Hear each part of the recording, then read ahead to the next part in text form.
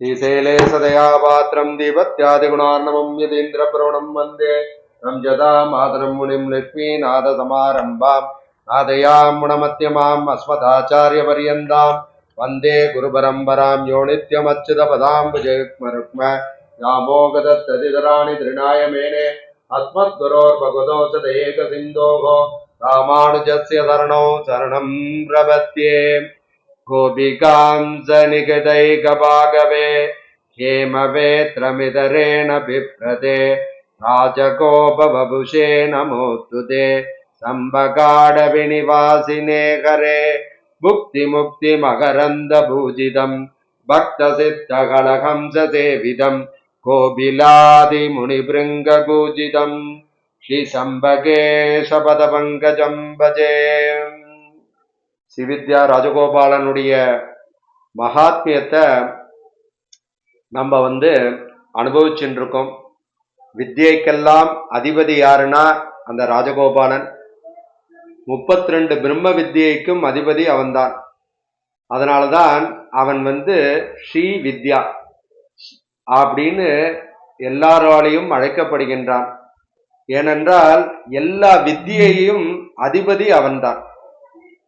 ஞானானந்த மயந்தேவம் நிர்மல ஸ்படிகாகிருதம் ஆதாரம் சர்வ வித்யானாம் ஹயக்ரீவம் உபாஷ்மகே அப்படின்னு அந்த பூர்ணத்துவம் எங்க வருது அப்படின்னா அந்த ஸ்ரீவித்யா ராஜகோபாலன்ட்ட தான் வருதுன்னு பெரியவா சொல்றான்.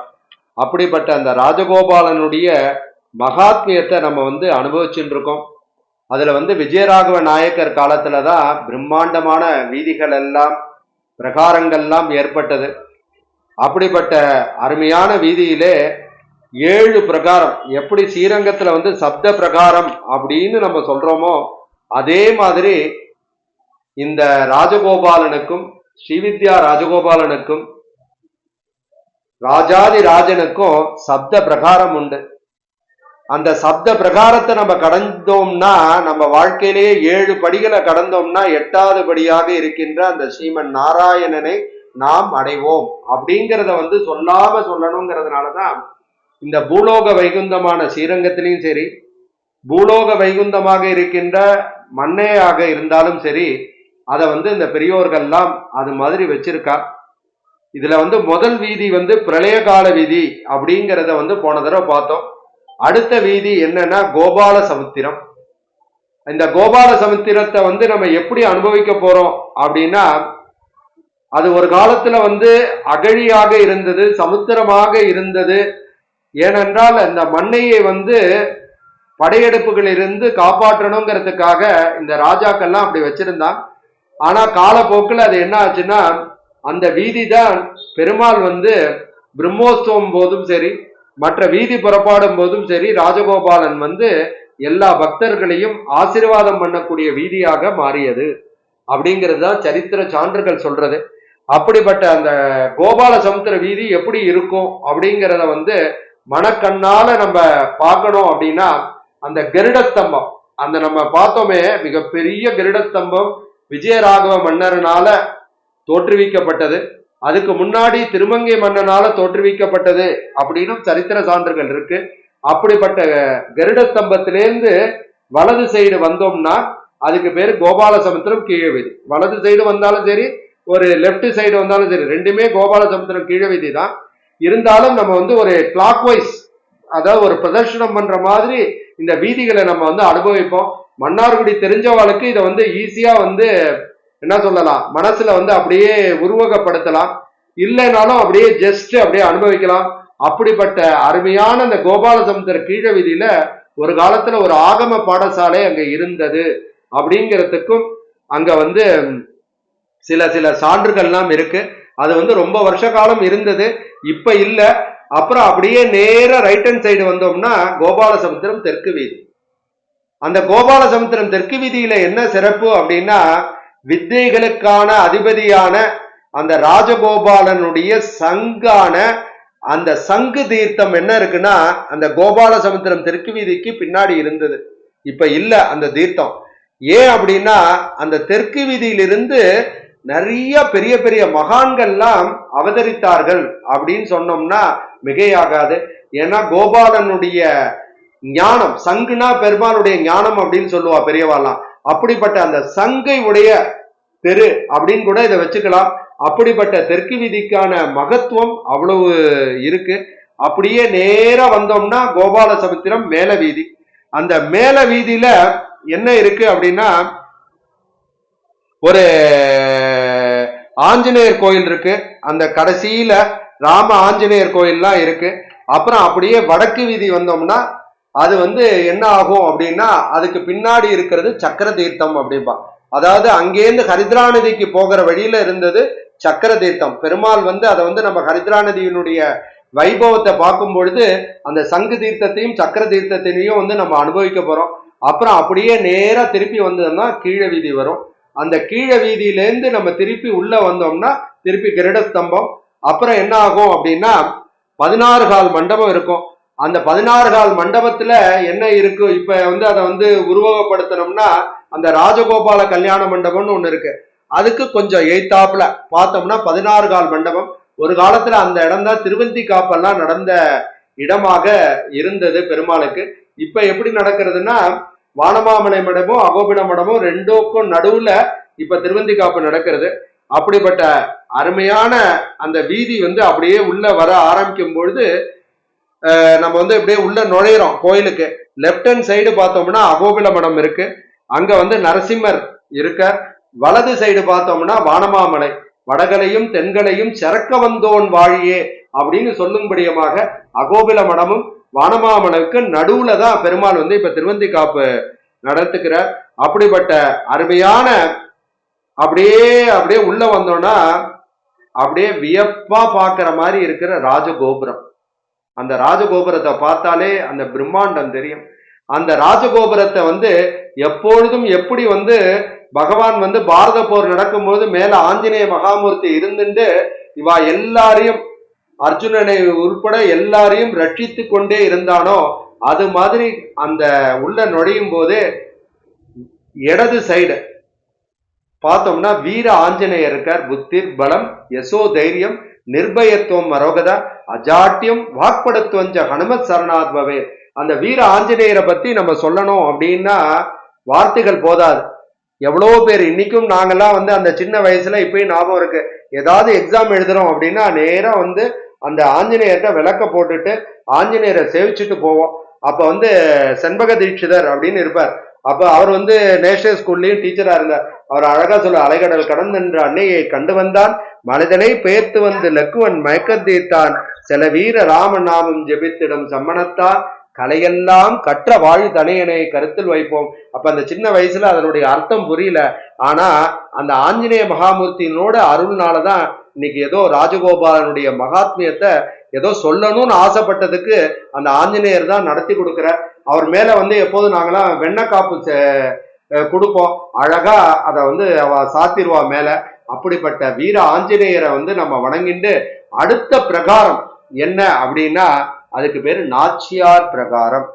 முதல்ல வந்து சப்த பிரகாரத்துல 7வது பிரகாரம் பிரளயகால வீதி, 6வது பிரகாரம் கோபால சமுத்திரம் கீழ வீதி, தெற்கு வீதி, வடக்கு வீதி, மேல வீதி. அதுலதான் வந்து பிரம்மோத்சவத்தில் உள்ள எல்லா நாளும் அதுக்கு பிரகாரம் இல்லாம தை மாசம் புறப்பாடு, அது மாதிரி சித்திர வருஷ புறப்பாடு எல்லாத்தையும் அது வழியாதான் பெருமாள் வந்து 4 வீதும் அப்படியே பிரம்மாண்டமான வீதி. எப்படி ஸ்ரீரங்கத்துல வந்து சித்திர வீதி கீழே தெற்கு சித்திர வீதி, கீழே சித்திர வீதி, வடக்கு சித்திர வீதி, மேல சித்திர வீதி இருக்கோ அது மாதிரி அதுவும் மிகப்பெரிய தேரோடும் வீதியாக. அதுலதான் ராஜகோபாலன் என்ன பண்றான்னா தேர் வந்து 16 நாள் உற்சவத்தை கொண்டு 17வது நாள் வந்து தேர் உற்சவம் தேர் வைபவம் வந்து அந்த பள்ளி குழந்தைகள் மூலமாக இழுக்க வைத்து கொண்டு அப்படியே அவன் கோபாலன் இல்லையா அந்த குழந்தைகளோட குழந்தைகளாக கோபாலா கோபாலா கோவிந்தா கோவிந்தா அப்படின்னு சொல்லும் பொழுது அப்படியே ஒரு பக்தி மயமே ஏற்படுற மாதிரி இருக்கக்கூடிய அந்த தேரோடும் வீதி. அதை தான் பார்த்தோம். அடுத்தது வந்து இந்த ஆஞ்சநேயரை தாண்டி நம்ம உள்ள வந்தோம்னா அந்த பிரகாரம் பேரு நாச்சியார் பிரகாரம். அதை வந்து நம்ம தொடர்ந்து நம்ம வந்து அனுபவிப்போம். இன்னைக்கு வந்து அப்படிப்பட்ட விஜயநாயக்கர் காலத்துல வந்து பாகவத மேளா அப்படிங்கிறத வந்து மிக சிறப்பாக செய்தான் அப்படிங்கறது தான் பார்த்தோம். போன தடவை என்ன பார்த்தோம், செண்பகவல்லி கல்யாண வைபவம் அப்படின்னு பார்த்தோம். இருந்தாலும் மன்னை ராஜகோபாலன்ற வந்து கல்யாண வைபவம் நடத்தலைனாலும் அவன் வந்து அந்த நாடகத்தின் மூலமாக நமக்கெல்லாம் நடத்தி காட்ட வேண்டும். ஏன்னா தாயாரும் பெருமாளும் சேர்ற அந்த வைபவத்தை நம்ம கேட்டோம்னா என்ன ஆகும்னா மனம் வந்து தூய்மையாகும். அதுக்காக நடத்தி காட்டினானா என்னங்கிறதெல்லாம் நமக்கு தெரியல. அப்படிப்பட்ட அருமையான கல்யாண வைபவத்தை போன வாரம் நம்ம வந்து அனுபவிச்சோம்.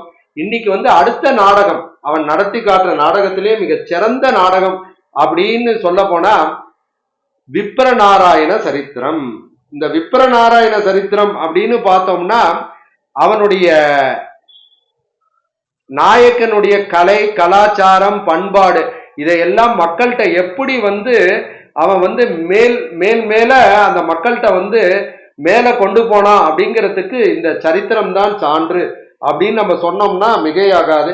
அப்படிப்பட்ட அந்த அருமையான சரித்திரத்தை இன்னிலேருந்து தொடர்ந்து ஒரு 3-4 வாரங்கள் வந்து நம்ம அனுபவிக்க போறோம். அந்த விப்ரநாராயண சரித்திரம் அப்படின்னா இது ஒன்றும் புதுசு கிடையாது. அந்த 12 ஆழ்வார்கள்ல இருக்கிற அருமையான ஆழ்வார் திருமாலை அறியார் திருமாலை அறியார் அப்படின்னு பெரியவாரெல்லாம் சொல்லக்கூடிய தொண்டரடிப்படி ஆழ்வாருடைய சரித்திரத்தை தான் அந்த இடத்துல வந்து அருமையா நடத்தி காட்டுறான் அந்த ஆயிரங்கால் மண்டபத்துல. அப்படிப்பட்ட அந்த விப்ரநாராயண சரித்திரத்தை வந்து எப்படி நடத்தி காட்டினா, அது ஏன் வந்து மன்னார்குடிக்கு சம்பந்தப்படுத்தினா அப்படின்னா மன்னார்குடியில் உள்ள மக்கள்கிட்ட வந்து பக்தியை வந்து விளைக்கணும், பக்தியை வந்து விதைக்கணும்னு முடிவு பண்ணிட்டான். when you have a put a good seeds அது என்ன ஆகும்னா விருட்சமா வளரும். அதனாலதான் மன்னார்குடியில எவ்வளவோ விஷயங்கள் வந்து கடவுள் மறுப்பு இயக்கங்கள்லாம் இருந்தாலும் அங்க இருக்கிற பக்திக்கு வந்து ஒரு குறையுமே இருக்காது. ஏன்னா அது எல்லாமே கோபாலனுடைய லீலை. இவன் பண்ணின அந்த சீடு என்ன ஆகுதுன்னா ஒவ்வொருடைய மனத்திலையும் என்ன இருக்கு அப்படின்னா பக்திங்கிறத வந்து விதைச்சிட்டு போயிட்டான். அப்படிப்பட்ட அருமையான அந்த சரித்திரமான விப்ரநாராயண சரித்திரத்தை இன்னிலிருந்து நம்ம அனுபவிக்க போறோம். அப்படிப்பட்ட அந்த தொண்டரடிப்படி ஆழ்வாருடைய சரித்திரம் வந்து ஸ்ரீரங்கத்துக்கு தான் உரியதானது. ஏன்னா ஒரே ஆழ்வார் வேற எந்த பெருமாளையும் பாடாதவர் யாரு அப்படின்னா தொண்டரடிப்படி ஆழ்வார். அப்படிப்பட்ட ஆழ்வார் என்னன்னா அதனாலதான் ஸ்ரீரங்க பெருமாளுக்கு பேரே வந்து பதின்மர் பாடிய பெருமாள். 10 பேர் தான் பாடியிருக்கா அப்படின்னு சொல்லுவா. ஏன்னா இந்த தொண்டரடிப்படி ஆழ்வார் பாடல. அப்படிப்பட்ட அருமையான சரித்திரமான அந்த தொண்டரடிப்படி ஆழ்வார் என்ன பண்ணா, இந்த விஜயராகவ நாயக்கர் என்ன பண்ணா அப்படின்னா மன்னார்குடியையும் சோழ மண்டலத்தை சேர்ந்த மக்கள்கிட்ட வந்து ஒவ்வொரு தெரு வீதியிலையும் இந்த நாடக மேளா அப்படிங்கிற மூலமாக பக்தியை விளைவித்தான் அப்படிங்கிறது தான். இதுக்கும் வந்து தொண்டரடி ஆழ்வாருக்கு ஒரு சின்ன சின்ன வித்தியாசம் இருக்கு. ஆக்சுவலா வந்து ஸ்ரீரங்க சரித்திர பிரகாரம் தொண்டரடிப்படி ஆழ்வார் வந்து பிரம்மச்சாரி. ஆனா இந்த விஷயத்துல என்ன பண்றார் அப்படின்னா இவர் வந்து கல்யாணமானவர் அப்படிங்கிற மாதிரி இந்த நாடகத்துல கொண்டு போறார்.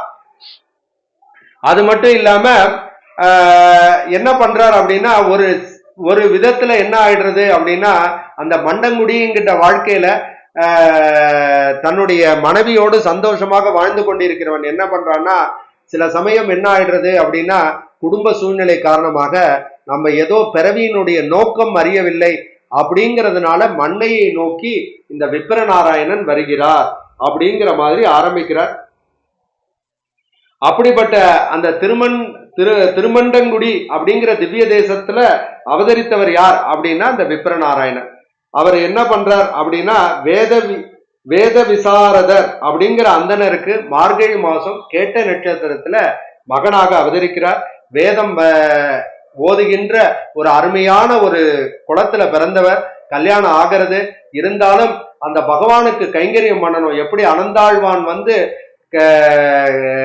நந்தவனம் அமைச்சு திருப்பதி பெருமாளுக்கு எப்படி வந்து தோட்டம் அமைச்சு பூ கைங்கரியம் பண்ணோமோ அதே மாதிரி தானும் பண்ணணும். ஆக்சுவலா விப்ரநாராயண சரித்திரம் அனந்தாழ்வாருக்கு முன்னாடி ஏற்பட்டது. இருந்தாலும் ஒரு உபமானத்துக்காக இது இங்க சொல்லப்பட்டது. அப்படிப்பட்ட விப்ரநாராயணர் என்ன பண்றாருன்னா மன்னார்குடிக்கு வந்து அந்த ஹரித்ரா நதியில வந்து நீராடி அந்த எம்பெருமானுக்கு நந்தவனம் அமைச்சு அந்த தோட்டத்தை பராமரிச்சு அந்த பூக்கள்லாம் பறிச்சு அந்த கோபாலனுக்கும் வாசுதேவனுக்கும் செங்கமல தாயாருக்கும் மலர் மாலை தொடுத்து அப்படியே கொடுத்துட்டே இருக்க. அவருடைய அருமையான கைங்கரியத்தை பார்த்துட்டு பகவான் வந்து பூரிச்சு போயிடுறார். இப்படிப்பட்டவன் அல்லவா பக்தன் நமக்கு வேணும் அப்படின்னு கோபாலன் வந்து மனமுகந்தரான். அப்படி மனமுகுந்த பிறகு என்ன பண்றான் அப்படின்னா பக்தர்களை சோதிச்சு அவளை வந்து என்ன சொல்றது, அந்த தங்கம் வந்து அப்படியே புடம் போட்டோம்னா எப்படி ஆகும் அது மாதிரி அவளை வந்து மிளிர வைக்கணும் அப்படின்னு முடிவு பண்ணிடுறான். அவரை வந்து சோதிக்கணும் அப்படின்னு எண்ணிண்டு என்ன பண்ணின்றான்னா ஒரு கன்னிகையர் குளத்துல வந்து மதனவதி தேவதேவி, மதனவதிங்கிறவர் வந்து முதல் பொன், அவளுக்கு வந்து தேவதேவிங்கிறது இளையவள். அவ ரெண்டு பேரையும் உருவாக்கி ஒரு அழகான சரித்திரத்தை இந்த இடத்துல வந்து நுழைக்கிறான். அவர்கள் வந்து என்ன பண்றான்னா இறையருள்னால கோபாலனுடைய அருள்னால ஸ்ரீவித்யா ராஜகோபாலன அருள்னால மிகப்பெரிய பரதநாட்டியம்லாம் ஆடிண்டு பகவானுக்கு கைங்கரியம் பண்ணக்கூடியவளாகவும் அரசனுக்கும் அவ வந்து நாட்டியம் எல்லாம் ஆடிக்கொண்டு கலைகளை பரப்பக்கூடியவர்களாகவும் விளங்குகிறார்கள் அப்படிங்கிறது தான் இந்த இடத்துல சொல்றான். அப்படிப்பட்ட என்ன பண்றான் அப்படின்னா இந்த விப்ர நாராயணனை வந்து இவர்களோடு சம்பந்தப்படுத்தி ஒரு லீலையை உருவாக்கி விப்ர நாராயணனுடைய பெருமையையும் உலகத்தை அறிவிக்க வேண்டும், தேவதேவியினுடைய பெருமையையும் உலகத்தைக்கு அறிவிக்க வேண்டும் அப்படின்னு இந்த கோபாலன் வந்து மனம் வந்து ஏற்படுறது. அவன் வந்து ஒன்னு நினைச்சிட்டானா அதை நினைக்கக்கூடியவன் செய்பவன் இல்லையா, கோபிகைகளையே ஆட்டி படைத்தவன் இல்லையா. அப்படிப்பட்ட கோபாலன் இந்த விப்ர நாராயணனுடைய மனத்துல வந்து அப்படியே என்ன பண்றாருன்னா அவளை வந்து நினைக்க வைக்கணும் அப்படின்னு முடிவு பண்றார். என்ன பண்றார் அப்படின்னா ஒரு நாள் வந்து நாடகம் முடிந்து அவளுடைய பரதநாட்டியம் முடிந்த பிறகு அவ வந்து திரும்பி வருகிறாள். அப்படி வரும்பொழுது இந்த விப்ர நாராயணனை பார்த்தோன்னே அவருடைய பக்தியை பார்த்தோன்னே அவளுக்கு மெய் சிலிர்த்து போயிடுறது. எப்படி இருக்க, என்னை பார்த்தோன்னே எல்லாரும் என்னை பார்க்கக்கூடியவர்கள் எல்லாரும் இன்று வந்து விப்ர நாராயணன் நான் பார்க்கும்படி வச்சிருக்காளே அப்படின்னு அவளுக்கு ஒரு பொறாமை ஏற்படுறது. அந்த பொறாமை ஏற்பட்டவனோட மதனவதிட்ட சொல்ற, இப்படிப்பட்ட பாகவதர்கள்லாம் மன்னார்குடியில இருக்காளே அதனால தானே அடியார்கள் வாழ அரங்க நகர் வாழன்னு ஸ்ரீரங்கம் சொல்ற மாதிரி மன்னார்குடியும் வாழ்ந்துட்டு இருக்கு நீலா விபூதியாக. எப்படி ஸ்ரீரங்கம் இருக்கோ அதே மாதிரி இதுவும் நீலா விபூதியாக வாழ்ந்து கொண்டிருக்கிறது அப்படின்னு சொல்லிட்டு இருக்கும் பொழுது அந்த முதல் பொண்ணு என்ன சொல்றா, மதனவதி இவளை வந்து உன்னால மயக்க முடியுமா அப்படின்னு கேட்டோடனே தேவதேவிக்கு வந்து அகங்காரம் அமங்காரம் வந்துடுறது. நாங்க வந்து நம்ம பரம்பரை என்ன சாதாரண பரம்பரையா, விஸ்வாமித்திரர் பராசரர் போன்ற முனிவர்களையே நம்ம எல்லாம் மயக்கியவர்கள். அப்படிப்பட்ட இந்த விப்ர நாராயணன் வந்து நம்ம அழகுக்கு முன்னாடி என்ன ஒரு பெரிய மாத்திரம், நிச்சயமாக நம்ம மயக்கிடுவோம் அப்படின்னு அந்த நாடகத்தை அருமையா அமைக்கிறான். அந்த நாடக மேலா வந்து அந்த ஆயிரங்கால் மண்டபத்துல அழகா அப்படியே ஒவ்வொரு எபிசோடா அப்படியே நடத்திட்டு வருது.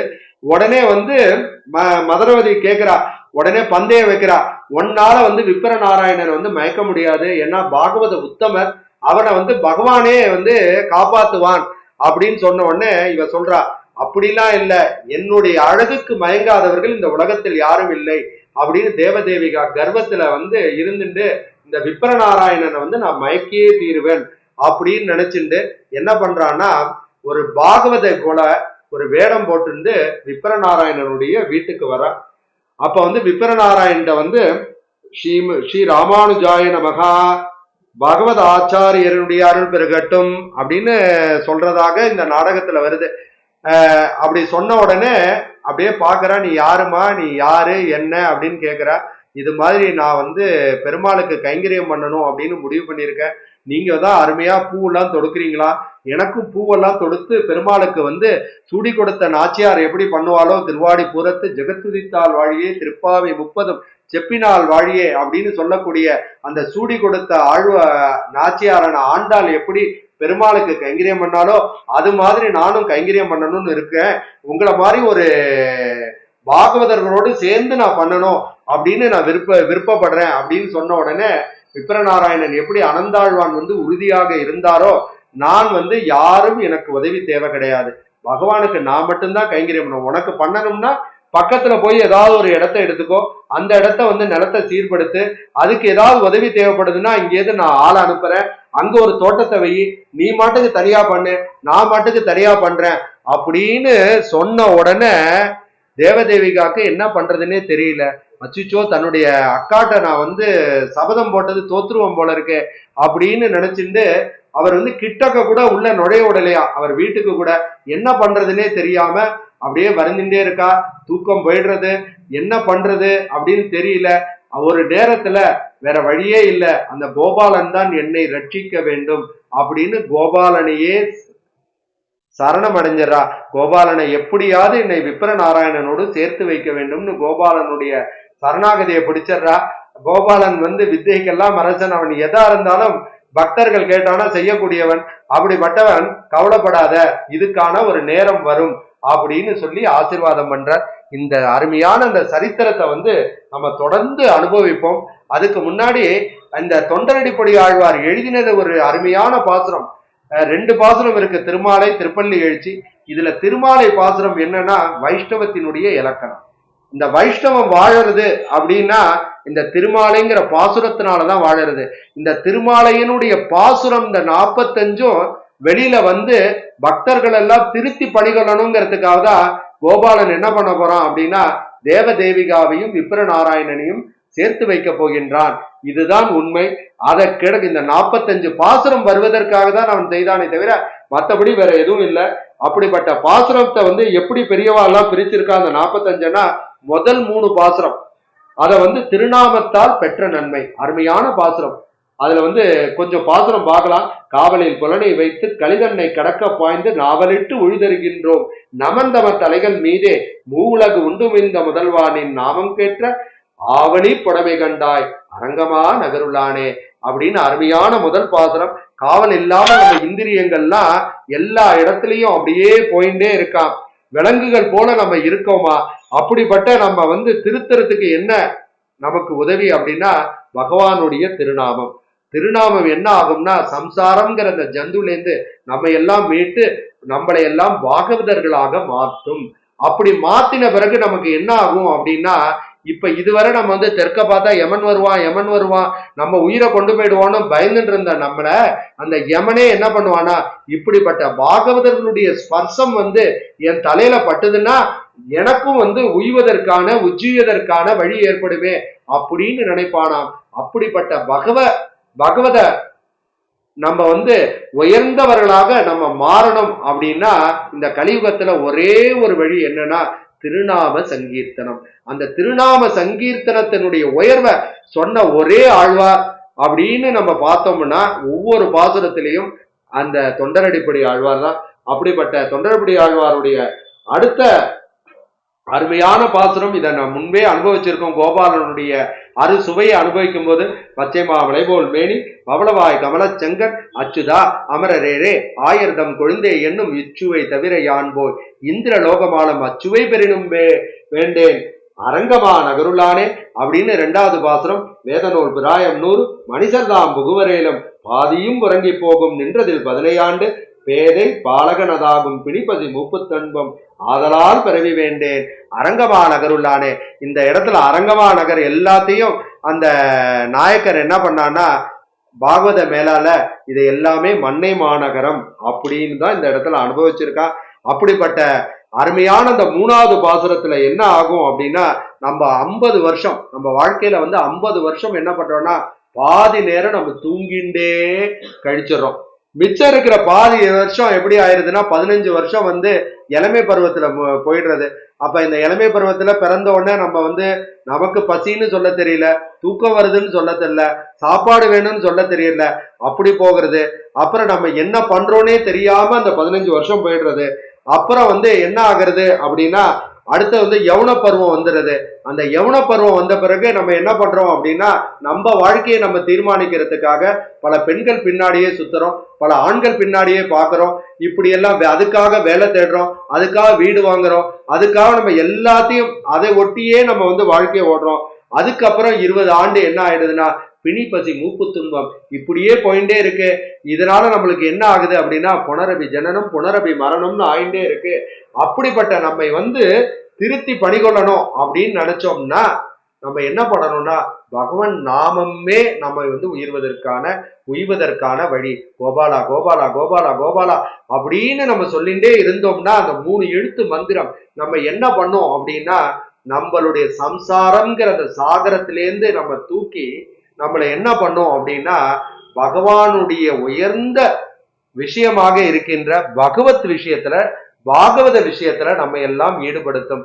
அப்படிப்பட்ட அருமையான இந்த விப்ர நாராயண சரித்திரத்தை நம்ம தொடர்ந்து அனுபவிக்க போறோம். அது மட்டும் இல்லாமல் அடுத்த வாரம் நம்ம என்ன பார்க்க போறோம் அப்படின்னா, நாச்சியார் பிரகாரம் எப்படி அமைஞ்சிருக்கு, அதுல என்னென்னலாம் இருக்கு அப்படிங்கிறதையும் நம்ம தொடர்ந்து இந்த சரித்திரத்துல நம்ம அனுபவிக்க போறோம். இப்படிப்பட்ட அருமையான தொடர்ல நீங்கள் எல்லாரும் என்னோட தொடர்ந்து உங்களுடைய ஆசீர்வாதத்தினால இந்த தொடர் அருமையாக முடியணும். அந்த பெருமாளுடைய அருளினாலும் உங்களை போன்று பாகவதர்களுடைய உயர்வுனாலும் ஆசீர்வாதத்தினாலும் அமையணும் அப்படின்னு வேண்டிட்டு, கமலா சரணாம்போஜே கௌஸ்துபாங்கித வட்சசே கல்யாண குணபூர்ணாய செம்பகேசாய மங்களம் ஜீவாதவே ரிஜகதாம் திவ்ய ஞான பிரதாயினே கிருபாம்பு நிதியே நித்தியம் கீதாச்சாரியாய மங்களம்னு இதை கேட்ட அந்த விப்ரநாராயண சரித்திரத்தை இன்னிலேருந்து ஆரம்பிச்சிருக்கோம். இதை கேட்ட எல்லாருக்கும் மங்களம் உண்டாகட்டும் அப்படின்னு சொல்லிட்டு, ஸ்ரீமதே ரம்ஜதாமாத்திர முனீந்திராய மகாத்மனே ஸ்ரீரங்க வாசினி பூயாத் நித்திய ஸ்ரீ நித்தியமங்கலம்னு எல்லாமே பகவான் இருக்கிற எல்லாமே ஸ்ரீரங்கம் தான், இந்த நித்திய விபூதி எல்லாமே ஸ்ரீரங்கம் தான் அப்படின்னு சொல்லிட்டு இன்னைக்கு முடிச்சுப்போம். சுபம் சுபம் சுபம்.